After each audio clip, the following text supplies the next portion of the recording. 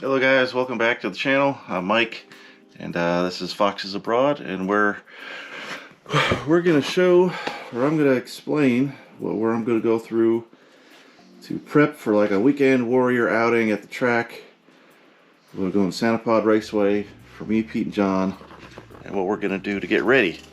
So, if you've never gone to the track before, then you guys are into your Fox bodies.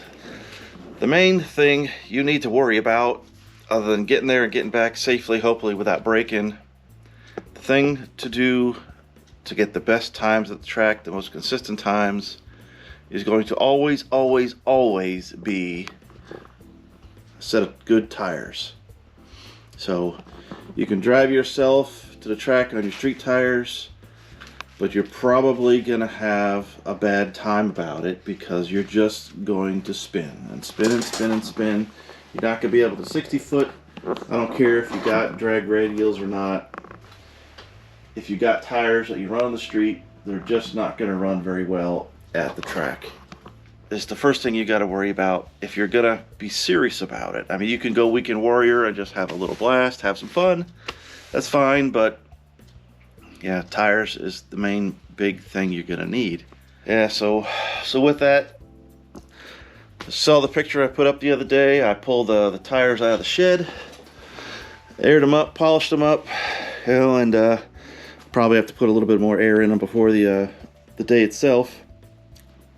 But because I don't have any tubes in these things, they're just, the tires on the rims.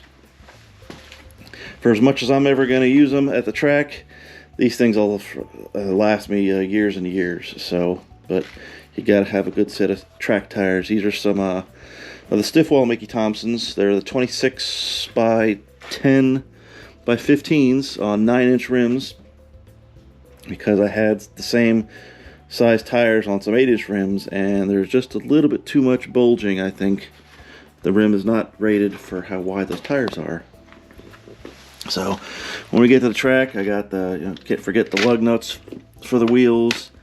Going to change the wheels. It's easy to take the center caps off the pony wheels. And when you want to get serious about your tire pressures and consistencies, you got to get yourself a really nice pressure gauge. I mean, you don't need anything this fancy, but this will read in quarter-pound increments, and it'll get you really consistent results. And John, Pete, and myself will all be sharing this gauge when we get to the track. So John's bringing his jack. He's got a nice lightweight aluminum jack, so we'll be sharing that, and we'll be having some fun. So thing about my car compared to last year when I ran it, it will be actually no difference other than some crankcase breather mods, and maybe a little bit of ones and zeros tuning into computers, but nothing really for power, more for drivability. So, because two reasons why I'm not going to run any more boost this year, or this outing at the track, I'll say, is one, I didn't get the parts I needed. So all we're going to be doing is running 7-8 psi based on the wastegate spring. I wanted to push it up to 10 psi because the car ran best last year at 11.15 at 126 miles an hour. I was hoping to get into the 10s this year, maybe push the mile per hour up 1 or 2 miles per hour, run it at 10 psi. I figured that would push it over the edge and it'd be great. That'd be a goal for a stock bottom end 302. So, but I can't get the parts I needed. I wanted to get a dome pressure sensor, wire it into the Holly, and try to show you guys what it all takes. Haven't got there yet because I haven't got the pressure sensor. Ordered it from the States. They wouldn't ship it overseas, so I had to get it shipped to my family, and then they got to ship it to me, and it's just not going to get here in time. So maybe before our July outing, I'll get there and get it wired up, installed, and I'll be running some more boost and getting the 10s next time for sure. But for now, that was going to happen. That's reason number one. And reason number two is kind of a little longer story. So the big number two reason why I'm not going to push my luck with the car at the track this year or this outing, is because I have to move. So living here in the UK, been here in this house, in this garage, in this shop for 5.5 years, and the landlord has decided to sell the house. So we gotta start looking for another place. It's super frustrating and disappointing when you've been in a place so long. I only plan on being here for a couple more years, making my money, going back to the States. You know, I'm working towards a goal there of a house and some property and stuff like that. But yeah, so we got to move. And one thing I do not want to do is hurt the engine, make the car immobile, and have to transport it somehow to a new location. And yeah, that would really suck. So suck more than it's gonna suck already for having to move, because man, I got, you know, shelves and crap and stuff everywhere. I gotta get my buddy to come pick up the turbo coupe motor. We don't have time to get that done and running. Gotta put that on the stand, his stand that he bought, and then he's got to go run a trailer or something like that, or borrow a trailer, come and collect it, because his wiring harness never showed up. It's been in the mail back and forth, bouncing for like 2 months now, and it's time's up, you know, because I got to move now. So that's got to get gone before I move. The 302 build's got to be on hold. We're on hold anyway for parts. Summit pushed the order for the valves back to past July now, and it's probably going to slip again the way Summit works, because they're like, oh, he'll wait for 1 month of a back order, you know, but they won't wait for 2 months, because it's long enough for me to go look elsewhere for some parts.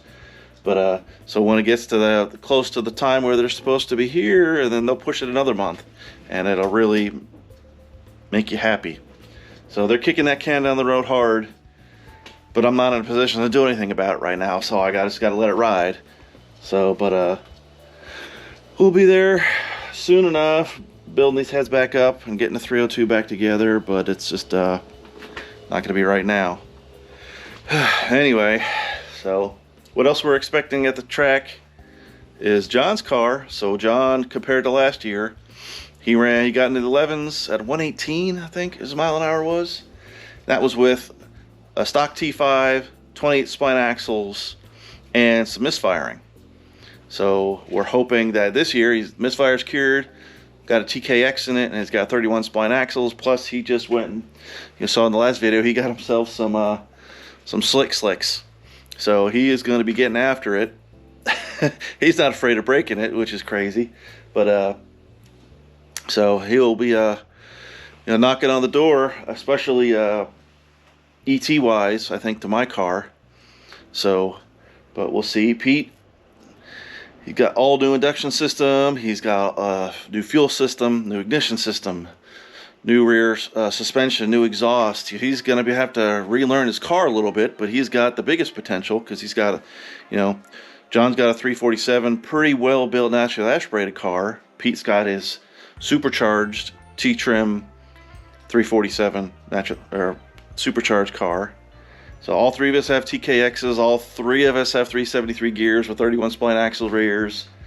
You know, and it's going to be a great day if we can finally get there and get all of us, running together with no breakage and just shaking them down, getting ready for the big event next month, which is the Mustang National event there at Santa Pod.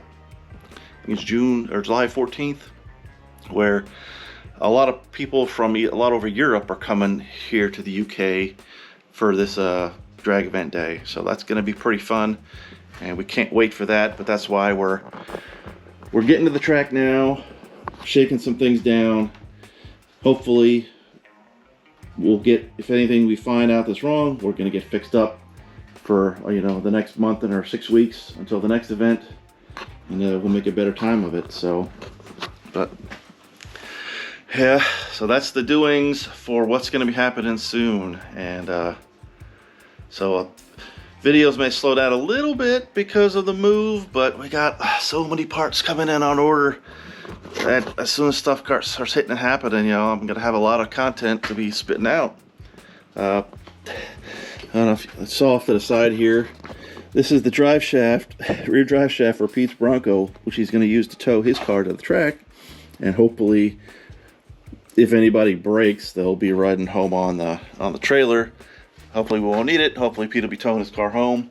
But he had a little bit of vibrations when he hits about 55, 60 miles an hour. So the easiest thing to do was to try to take the drive shaft out and change the U-joints. So we ordered some for Rock Auto. I had the drive shaft here. I took it completely apart, put everything in the little bead blaster cabinet. You know, took all the layers of rust off it and things like that to try to, in case that was knocking it out of balance as well. The U-joints didn't seem terrible, but this joint was a little sloppy. I packed it full of grease so it didn't make any more noise. Make sure it was back together in red orientation. So we're not going to get it balanced, because balancing this in the United Kingdom is a pain in the butt, because there's very, very few people that do it.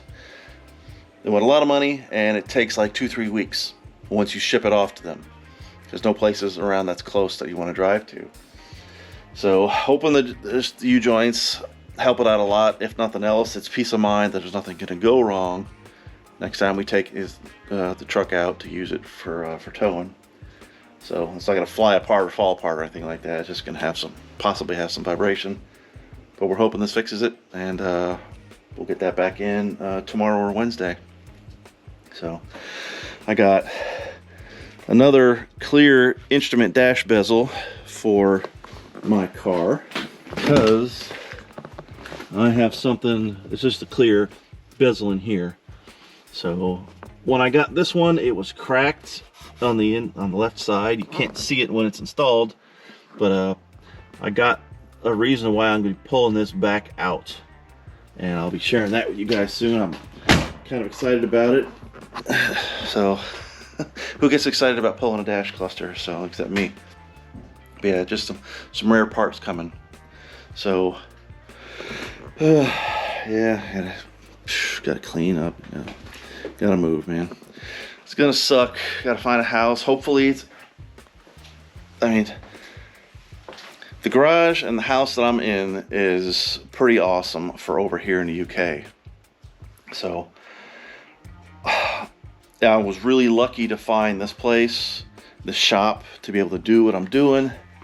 I'm hoping I can find a place just like it or better, and for not a whole lot more money, because prices have gone up in the last 5 years. But yeah, things hopefully will be better. Gotta look optimistically at it anyway, but hopefully, if that is the case, then we can get up to more trouble in the garage and get more projects rolling. But anyway, thank you for sticking with me to the end. Thanks for all the new subscribers that keep trickling in.